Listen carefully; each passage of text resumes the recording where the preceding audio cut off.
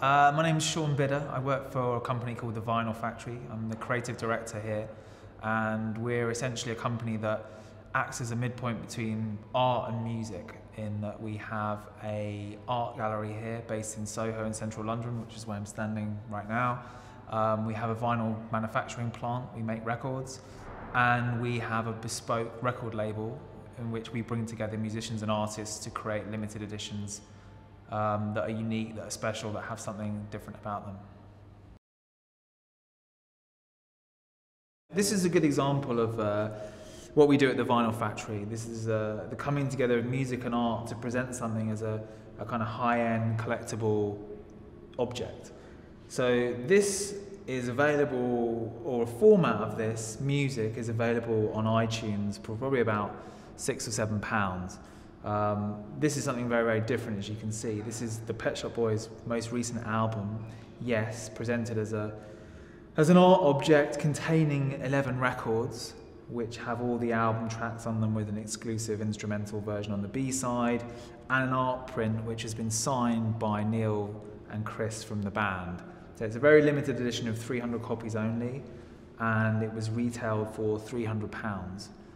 The edition sold out within 72 hours, and subsequently this box is traded on eBay for £2,000. So to some people it may seem what we're doing is very expensive and very exclusive, but in a way, where else can you buy music that when you've taken it home within a very short space of time, it's worth 4 times the amount that you paid for it? You know, above and beyond the fact that it's a beautiful product that people want to have and keep and collect. Some of the other things that we've done. So this is kind of at the high end of the scale. So this is a very expensive, very limited product, which obviously appeals to some Pet Shop Boys fans. But we also work with bands that are relatively up and coming or emerging. This band, Mumford & Sons, they're now much better known actually, but when we did this edition with them, it was about a year ago, so they were still emerging as a young British folk band. We really like the artwork, we really like the music, and we felt there was an opportunity to do something that brought these two elements together as a limited edition that worked for their fans. So they have younger fans perhaps, but we didn't want to short on what we gave them. So we created this gatefold, which is actually a single. There's also artworks, there's art prints inside here. It's a very small edition of 300. And then within the sleeve itself, there's the record, obviously, which is the vinyl. And on the B side to the vinyl, there's an etching. So we actually etch onto the vinyl itself. So really thinking of the vinyl as a piece of artwork on its own, you know, something that's special. With this particular edition, we also asked the band members to sign the first 100 copies. So if you were one of the first 100 people to buy this, you got a special treat in that these ones were signed by the band members as well. So you can see with all these editions that they're really as much about the artwork as the music. They're all produced to a high standard. There's something kind of special and distinct about each one. Some of them are signed by the band, some of them are hand numbered, some of them, you know, contain gold-plated metal ticks. You know, there's something different about each of them, but they're not gimmicky necessarily. There's always a reason for doing something that reflects the ideas and the artwork and the music that's behind the edition.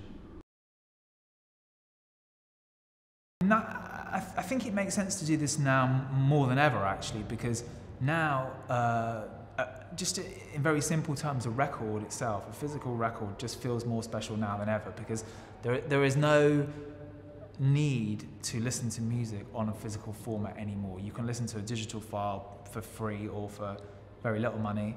You can sample music for nothing. You know, music's everywhere, and almost in the same way with art, especially online, you can look at lots of things without having to spend any time or money on doing it. So why would you produce something physical? Why would you create something? I suppose it's the same reason why you create a painting, or you create a limited edition print, or you know, you put a book out instead of just writing a blog. In that there's something sort of special about that endeavour in itself, and therefore, if you produce that to a high standard with care and love and attention, and you involve the artist, and you try and create something that stands above the sort of the multitude of what's out there, people engage with that. You know, there's a sense, I think, today that we can multitask to such an extent that we're maybe not giving enough time to any one single thing. So everything, to some extent, can feel transient, and you're not necessarily connecting in a way that you would have in the past.